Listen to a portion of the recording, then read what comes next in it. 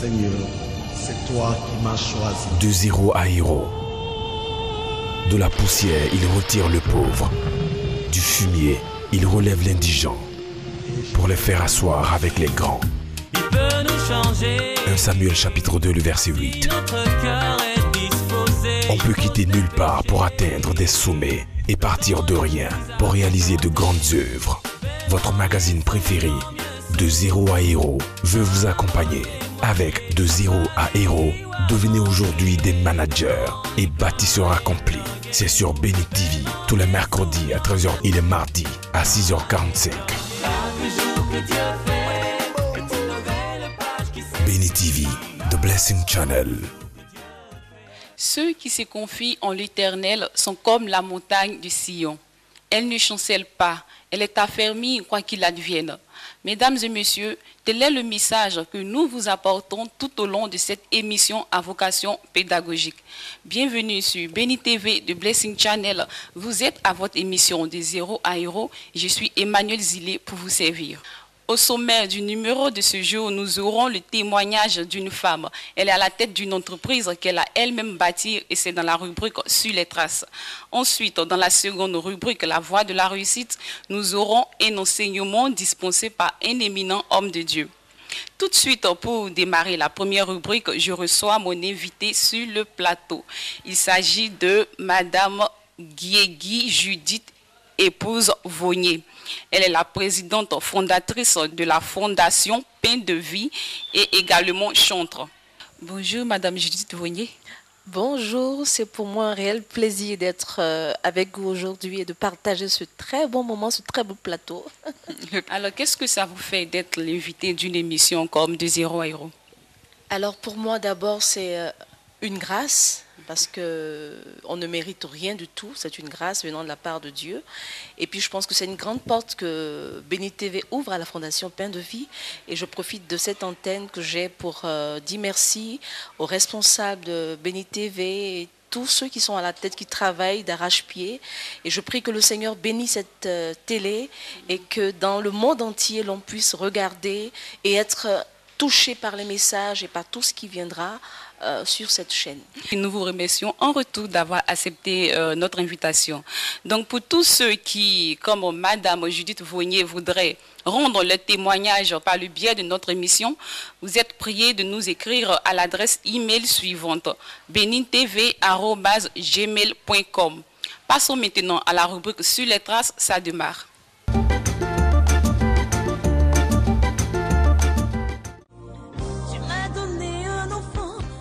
Guiégui Judith épouse Vognier à l'état civil, la chantre Célestiane est mère de 3 enfants. Elle est issue d'une famille chrétienne mais a accepté Jésus-Christ comme sauveur et Seigneur en 1984. Je sers le Seigneur depuis des années et il me fait la grâce de pouvoir, au travers de ce que je fais, donner de la vie et apporter le sourire à toutes les personnes qui en ont besoin. Le Seigneur m'a donné d'entrer pleinement dans ce qu'il attendait de moi. Et j'ai compris l'amour de Dieu, j'ai compris ce que Dieu voulait de ses enfants lorsqu'il dit « Vous êtes la lumière de ce monde » et qu'on ne peut pas cacher la lumière sous le boisseau. J'ai compris que réellement cette lumière devait briller et éclairer tout son alentour. Partout où il passait, cette lumière devait briller. Son dévouement dans la marche chrétienne a développé en elle plusieurs dons qu'elle a reçus du Seigneur Jésus-Christ de Nazareth. En 2011, en Côte d'Ivoire, Célestiane sort un premier album intitulé Promesse. La promesse tarde à ton là. C'est ta promesse tarde à ton là. Tu la verras s'accomplir assurément dans ta vie. Elle s'accomplira. En plus de la musique, Célestiane exerce avec un talent remarquable.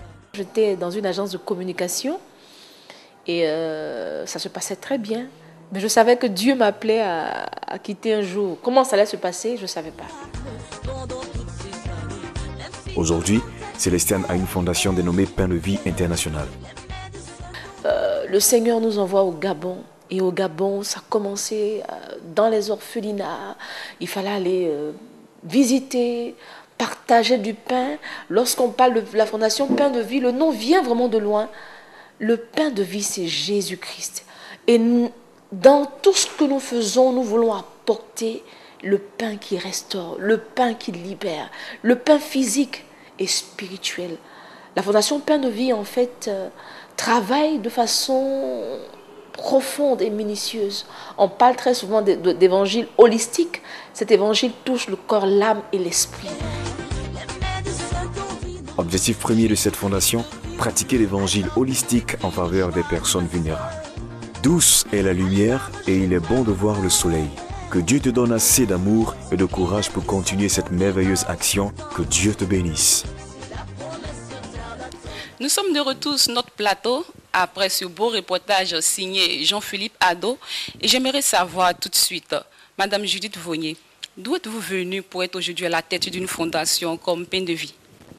Alors, je vais raconter ma petite histoire.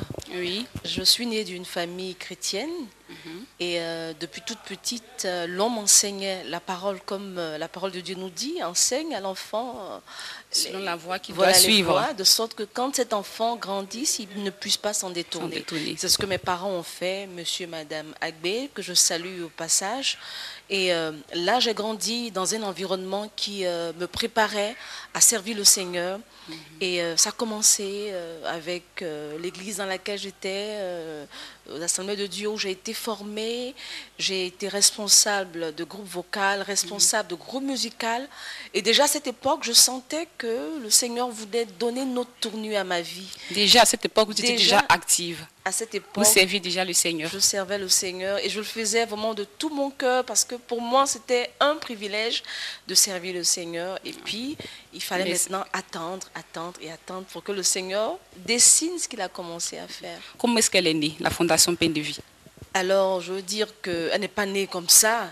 Ça a commencé petit à petit. Je ressentais que le Seigneur m'amenait à aller vers les autres pour apporter un pain, un petit vêtement, le réconfort. Et donc, mon époux et moi avons commencé comme ça à aider les frères et les sœurs à l'église, certaines personnes qui venaient à la maison exposer leur cas. Et puis, ça a été déclenché, comme je le disais, en 2007. En 2007, à l'occasion de notre expatriation en Centrafrique. Et c'est là-bas que le Seigneur a vraiment montré comme un chemin de ce qu'il attendait de nous. D'accord. Et aujourd'hui, la Fondation Pain de Vie. Pourquoi ce nom Pain de Vie? Alors déjà, c'est quelque chose qui est tiré de la parole de Dieu pour tout enfant de Dieu. Dans Jean, Jésus dit « Je suis le pain de vie. Je suis le pain de vie. Celui qui mange ce pain n'aura jamais faim. Il n'aura jamais soif. » Et nous avons dit, Seigneur, nous voulons mettre une œuvre sur place. Nous ne voulons pas que cette œuvre soit juste là parce que ça doit être là, mais nous voulons impacter notre environnement. Et nous avons prié le Seigneur et pain de vie résonnait dans notre esprit. Pain de vie pour que tous ceux qui sont au contact de la fondation Pain de Vie repartent avec la vie, non seulement seront nourris physiquement, mais aussi spirituellement. Et au travers de Pain de Vie, nous voulons distiller, comme on le dit très souvent, l'évangile holistique, cet évangile qui touche au corps, à l'âme et à l'esprit. Donc nous voulons nourrir le corps, nous voulons vêtir la personne et surtout atteindre le cœur de cette personne. Lequel évangile se base sur Jésus-Christ, c'est la solution à vos problèmes. Jésus et Jésus seul. Jésus seul. Donc, quel est l'objectif que veut atteindre la Fondation? Alors déjà, il faut dire que nous voulons travailler à secourir les personnes en difficulté. Nous n'avons pas pour prétention d'aider tout le monde.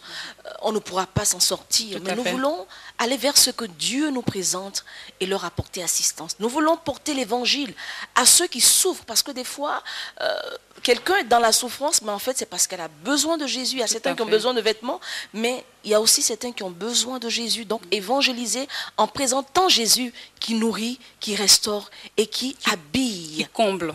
Je prends un exemple, lorsque vous allez en prison, n'allez pas aller dire « Jésus t'aime ». Il faut que tu viennes aux besoins, tu surviennes aux besoins de celui qui est en face de toi. Tu as un prisonnier qui pendant 5 jours, 4 jours n'a pas mangé.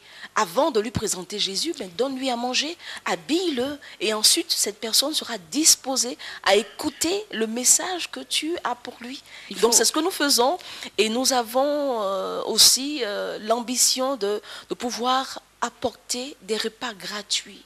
Une œuvre comme la Fondation Pain de Vie, j'imagine que la création a été un peu quand même difficile.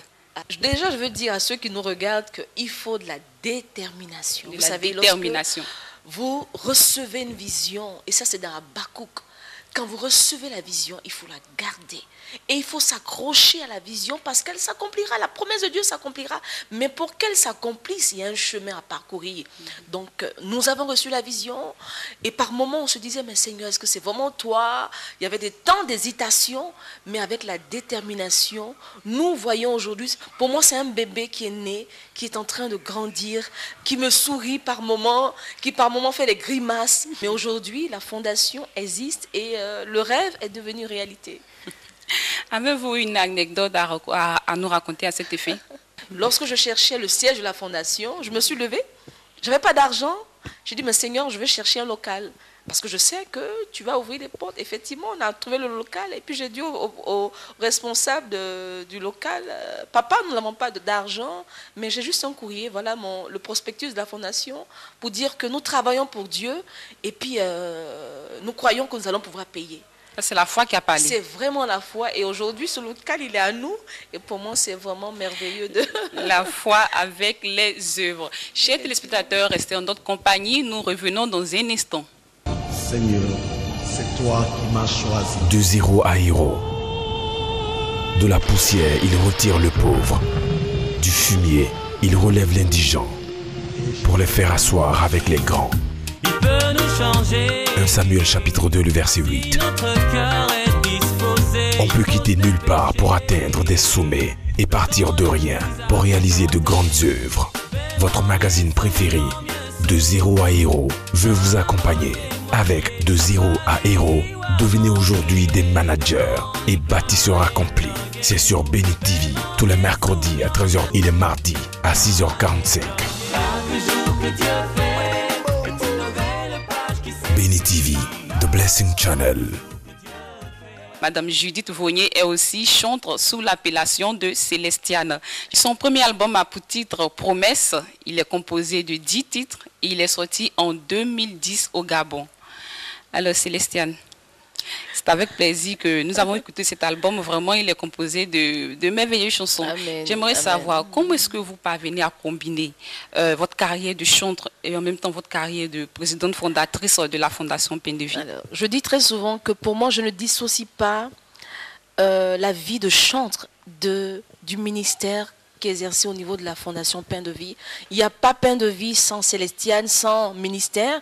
Il n'y a pas la carrière de chantre sans la Fondation. Pour moi, les deux vont ensemble et vont ensemble parce que le Seigneur m'a appelé à cela.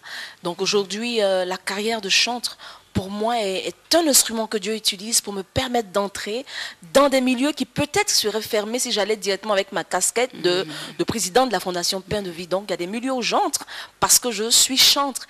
Et lorsque j'y entre, je profite pour parler de Jésus, pour proclamer Jésus et pour toucher toutes les personnes qui peuvent se lever des fonds pour soutenir la Fondation. Vous servez Dieu au travers de cette fondation. Ensuite, vous chantez à la gloire de Dieu. On note carrément une connotation spirituelle dans tout ce que vous faites. On peut donc dire que vous êtes appelé à plein temps. Alors, Célestiane travaillait, j'étais assistante de direction dans une entreprise de la place.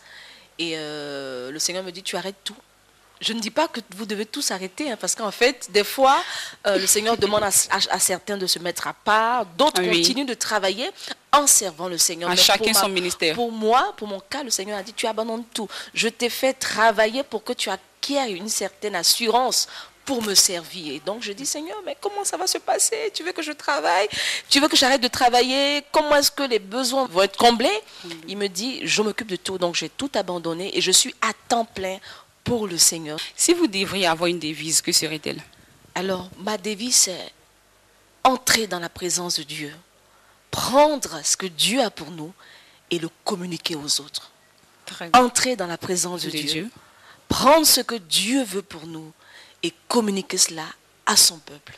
Et votre message en tant que modèle? Alors je voudrais dire déjà qu'on n'a pas besoin de beaucoup de choses pour réussir. Il faut simplement la détermination. Nous, au niveau de la fondation, nous sommes partis avec 5 pains et 2 poissons. Nous avons présenté ces 5 pains et 2 poissons au Seigneur et c'est le Seigneur qui est en train de multiplier. Donc je voudrais simplement vous dire de persévérer, d'avoir la foi. D'avoir la foi, que ce que Dieu a mis en vous, il a réellement mis. Et il faut mettre cela maintenant au service de ceux qui sont autour de vous pour pouvoir apporter la vie, pour restaurer. Et puis pourquoi pas faire des choses extraordinaires. Ce n'est pas seulement réservé aux autres. À nous chrétiens, le Seigneur aussi demande de poser des actions dans nos sociétés qui vont être des actions de grande envergure. Donc je vous encourage à rester déterminés. Et au bout de cette détermination, il y a la victoire. Avec 5 pains et 2 poissons, elle a créé la fondation Pain de vie. À celui qui a, on donnera et il sera dans l'abondance. Mais à celui qui n'en a pas, on lui enlèvera même le peu qu'il a. Ceci pour dire que personne n'a jamais rien. Et avec le peu que vous avez, levez-vous et Dieu vous guidera pour vous accomplir. Nous allons à présent à la rencontre d'un éminent homme de Dieu. Il s'agit du révérend prophète Ouattara Mohamed Idriss. Il est le président fondateur de Ouattara Mohamed Idriss Ministries, directeur national de l'AIGA, l'AIGA qui signifie Association of Evangelical Gospel Assemblies, également pasteur à la MIDEB et enfin président fondateur de l'école de la prospérité. En tout cas, ce n'est ni trop de titres, ni trop de responsabilités, ce n'est que de l'excellence pour vous servir. Et c'est dans la rubrique La Voie de la réussite.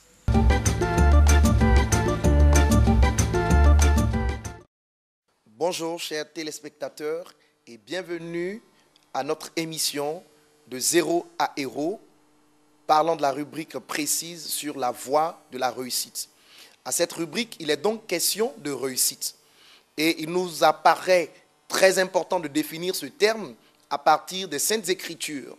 Josué chapitre 1, verset 8 nous dira ceci, que ce livre de la loi ne s'éloigne point de ta bouche, médite-le jour et nuit pour agir fidèlement selon tout ce qui y est écrit, car c'est alors que tu auras du succès, c'est alors que tu réussiras. Voici le mot qui nous intéresse, la réussite. Voyez-vous, la Bible met ce mot dans ce verset à la fin d'un processus. En d'autres termes, la réussite est un processus. Et lorsqu'on parle de processus, nous parlons de débuter quelque part pour finir quelque part d'autre. Et dans ce contexte précis, la Bible nous donne le renseignement que la réussite est un état permanent mais qui respecte certaines lois. La Bible fonctionne comme la loi parfaite qui nous donne accès au salut.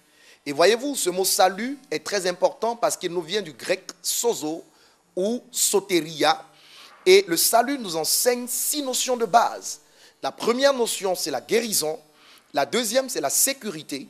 La troisième, c'est la délivrance. La quatrième, c'est la protection. La cinquième, c'est la sûreté.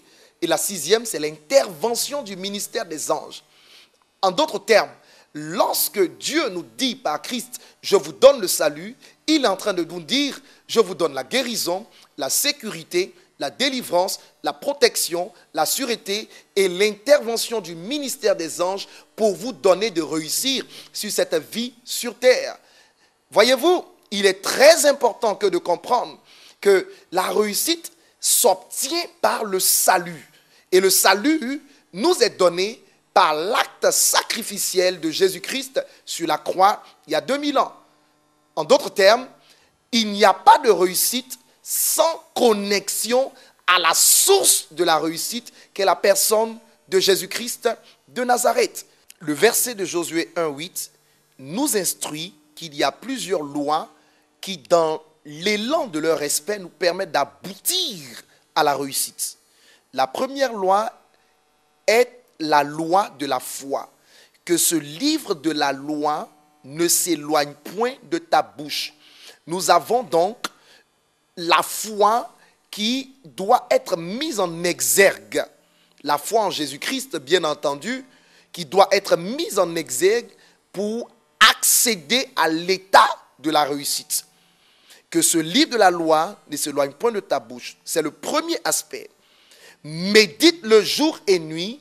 C'est le deuxième aspect. La loi de la méditation.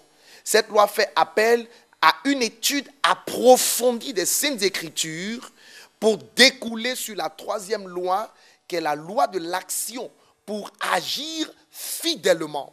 Vous avez donc l'action qui prend appui sur la méditation, laquelle méditation prend appui sur la foi. Et la somme de ces trois lois vous permet d'aboutir premièrement à un état de succès. L'état du succès est un état que tous les hommes peuvent atteindre parce que c'est un état de réalisation pleine de tous les objectifs que vous vous fixez. Mais la réussite va au-delà parce que la réussite implique la loi de la foi, la loi de la méditation et la loi de l'action. En d'autres termes, vous réussirez uniquement si vous avez en vous l'objet de la réussite et cet objet vous donnera un état permanent qui vous conférera de manifester le règne de Dieu partout où vous irez. Cet objet est la personne de Jésus-Christ de Nazareth. Nous sommes là donc pour vous dire que cette émission est la bienvenue pour vous donner de manifester le règne de Dieu dans cette vie, ici-bas sur la terre. Lorsque nous lisons Deutéronome, le chapitre 8, le verset 18, la Bible nous dit ceci: « Souviens-toi de l'Éternel ton Dieu, car c'est lui qui te donnera la force pour les acquérir, afin de confirmer comme il le fait aujourd'hui son alliance qu'il a jurée à tes pères. » Nous avons l'information essentielle que c'est Dieu qui donne la force pour réussir. Et la réussite s'obtient par l'acquisition de certains biens sur le plan spirituel et sur le plan matériel. Nous avons donc l'information qu'il n'y a pas de réussite sans acquisition divine. Dieu est donc l'instrument qui impulse la notion de la réussite dans la vie des hommes. Je vous garantis que la puissance de Dieu changera le cours de votre vie et de votre destinée. Rendez-vous est donc pris pour cette heure bénie pour expérimenter des transformations durables dans chacune de vos vies. Que Dieu vous bénisse et à très bientôt. Voilà, très bel enseignement de la part du révérend prophète Ouattara Mohamed Idriss, à qui nous disons infiniment grand merci. Madame Judith Vonier. Il y a quelques points que j'ai retenus. Oui. La foi, la méditation et puis l'action. Et ce que moi je voudrais ajouter, pas ajouter à ce message, mais apporter comme contribution, avant l'action, appliquer cette parole à notre vie quotidienne. Je suis enfant de Dieu. J'ai la foi, je médite la parole de Dieu, mais ce que Dieu attend de moi, c'est que je marche selon cette parole, que j'applique jour et nuit, parce qu'il parle de jour et nuit, que ce livre de la loi ne s'éloigne point. Ça veut dire que chaque pas que je pose ce pas avec la parole de Dieu. J'applique cela à ma vie, je marche comme Christ voudrait que je marche. J'agis comme Christ voudrait que j'agisse. Je parle comme Christ voudrait que je parle. C'est ça l'identité d'un fils du royaume. Nous sommes des filles et des fils d'un royaume qui n'est pas, qui a ses lois, qui a ses normes, qui a ses réalités. Appliquons notre vie à marcher selon les règles et les réalités du royaume afin que le rêve devienne réalité et qu'après la foi, la méditation, nous puissions passer à l'action. En passant à l'action, le Saint-Esprit avec nous, il nous accompagnera parce qu'il accompagne ceux qui sont marqués de son sceau. Et pour être marqué du sceau de l'agneau, c'est réellement refléter l'agneau de Dieu dans notre vie, refléter Christ dans notre vie. Nous sommes à la fin de cette émission. Quel est votre mot de fin? Et mon mot de fin, c'est que le Seigneur cherche un homme, il cherche une femme qui se mettra à la brèche en faveur de son pays, en faveur de sa nation. Il ne trouve pas. Chaque fois que je lis ce passage, je dis, mais Seigneur, tu n'as pas encore trouvé, comment se fait-il? Je pense que le Seigneur te cherche, ma soeur. Le Seigneur te veut, mon frère. à la brèche, quelque part en train de prier, en train d'aider, en train de secourir, en train d'évangéliser. Les temps sont mauvais, la nuit approche, les temps viendront, nous ne pourrons même plus parler de Jésus, nous ne pourrons même plus chanter. Le temps est venu pour nous de sortir de nos maisons et de parler de Jésus, d'impacter notre environnement par ce rêve, par le rêve que Dieu a mis en nous, de sorte que l'on dise, celui-là est réellement enfant de Dieu, celle-là est réellement enfant de Dieu. Et je voudrais réellement dire merci à Béni TV qui a bien voulu m'inviter et à très bientôt à l'équipe de production de cette émission et à notre très belle animatrice. Nous sommes complètement à la fin de cette émission. Chers téléspectateurs, retenez pour aujourd'hui que la réussite vraie commence par l'attachement au Seigneur et à sa parole. Merci de nous avoir suivis. D'ici là, restez connectés sur Béni TV et que Dieu vous garde.